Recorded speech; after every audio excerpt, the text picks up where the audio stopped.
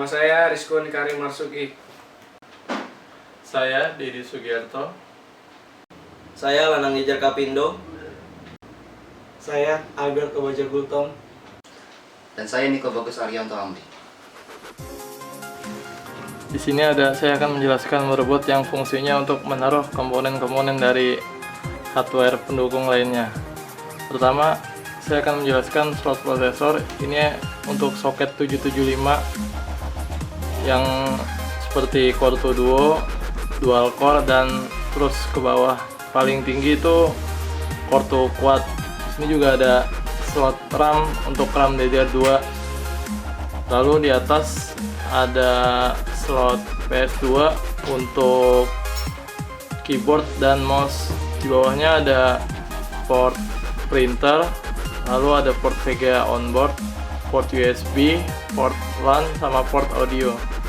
Terus di bawah ada port PCI Express untuk VGA, di bawahnya untuk seperti LAN card dan lain-lain. Lalu di sini juga ada slot SATA untuk hard disk. Ini untuk power dari power supply, dan yang terakhir ini ada slot ID untuk data dari DVD atau hard disk. Di sini saya akan menjelaskan prosesor.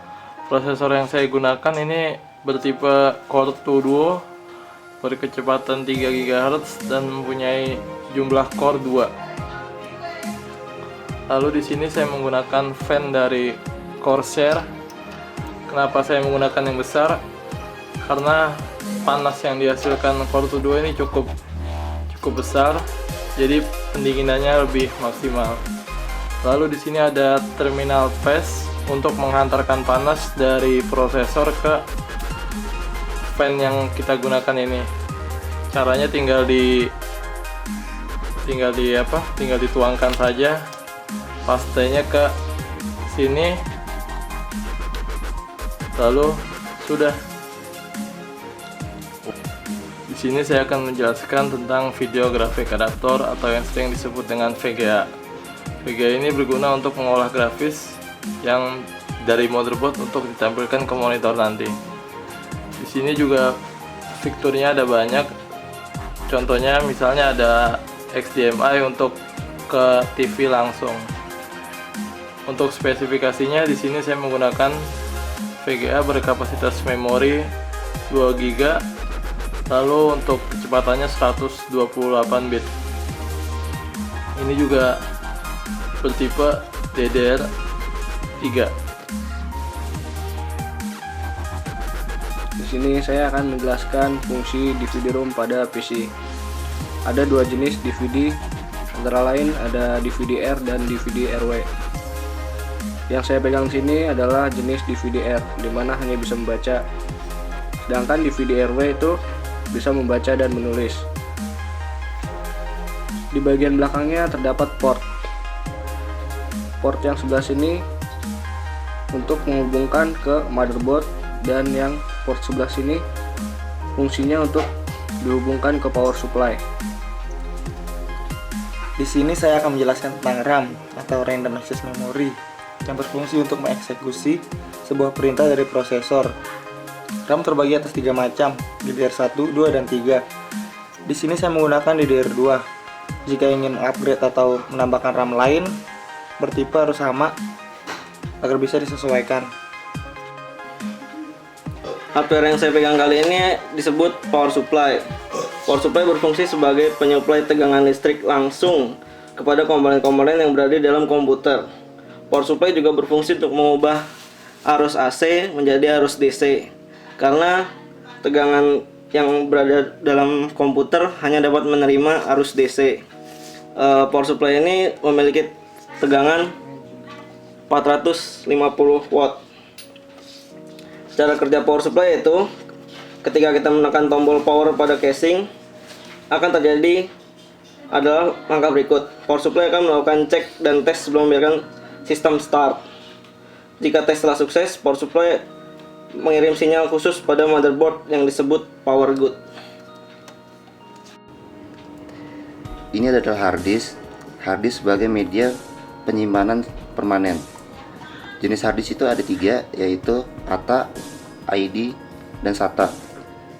Yang saya pegang ini adalah hard disk bertipe SATA, bermerek Seagate, berkapasitas memori 1000 GB dengan kecepatan 7200 rpm. Cara melihat hard disk SATA yaitu dari colokan belakang ini. Ini adalah colokan dari mainboard ke hard disk, dan ini colokan dari power supply ke hard disk untuk menghidupkan si hard disk tersebut. Ya, di sini saya akan menjelaskan bagaimana cara pemasangan prosesor. Yang perlu diperhatikan agar tidak terbalik adalah ada sisi segitiga yang ada di ujung prosesor. Yang pertama adalah diangkat dulu lock dari motherboardnya, lalu lock yang kedua juga diangkat, lalu tinggal dipasang seperti yang tadi yang ada segitiganya tuh, ditaruh lock, lalu ditekan terus, nggak perlu ragu-ragu. Nah, terus yang selanjutnya adalah memberi pasta pada prosesor. Jangan terlalu banyak dan juga jangan terlalu dikit juga.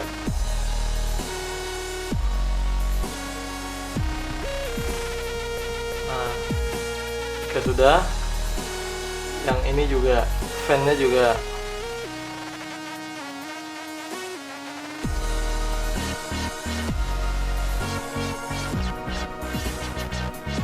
lalu tinggal dipasang.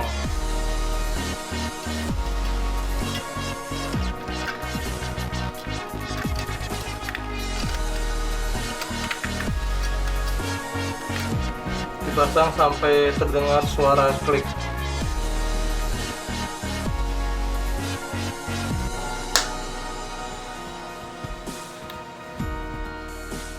Oh, yang sudah nanti begini. Dari bawah juga deh.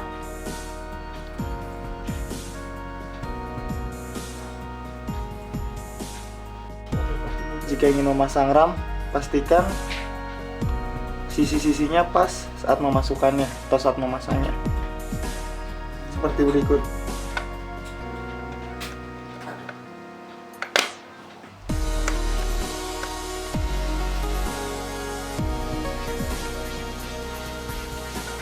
Jika sudah, otomatis handle-handle yang di sampingnya akan terangkat sendiri atau memasang sendiri.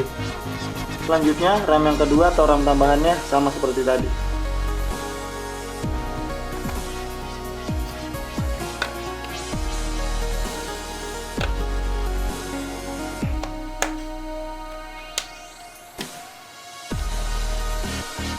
Sekarang saya akan mencoba memasang power supply. Buat yang digunakan adalah seperti ini.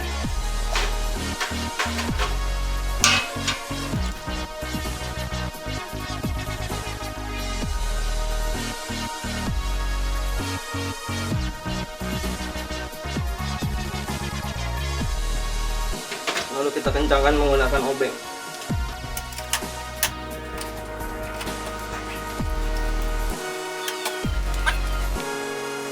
Sekarang kita akan memasang motherboard pada casing CPU.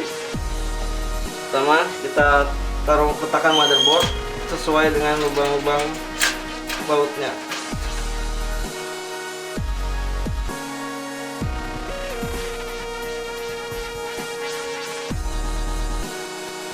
Jika sudah pas, kita pasang baut di masing-masing.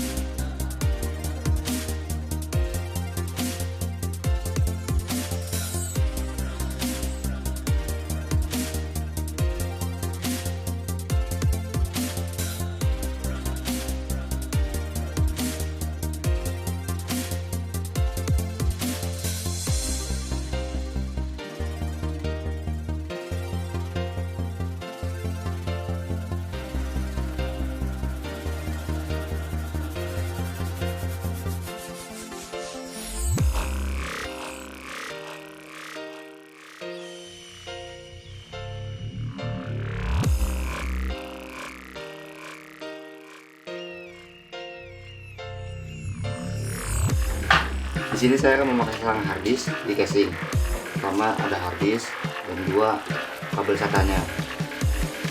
Pertama masukkan hard disk ke dalam casing.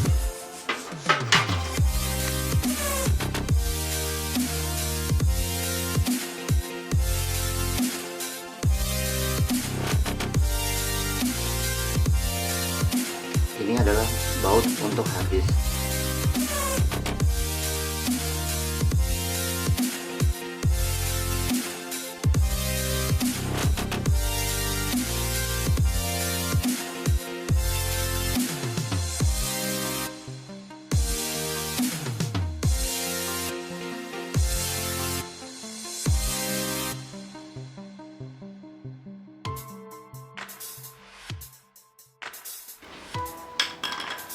Lalu pasang kabel SATA ke hard disk.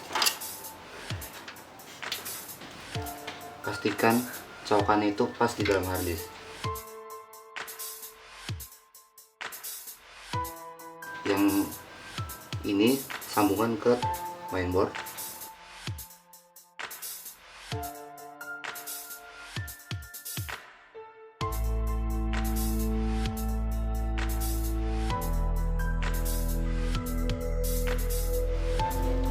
Berikutnya di sini saya akan memasang DVD room.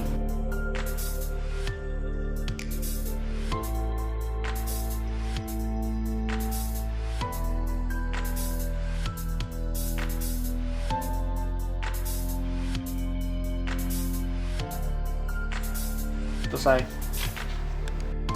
Di sini saya akan memasang VGA di slot yang berwarna orange.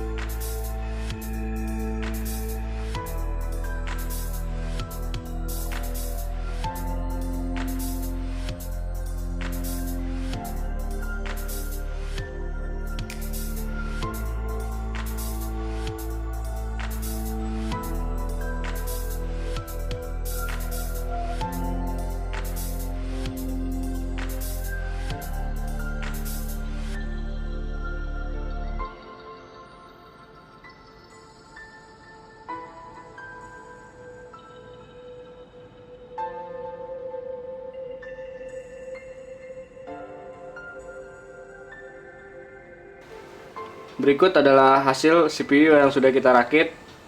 Selanjutnya kita akan mencoba CPU ini apakah bekerja atau tidak. Let's go.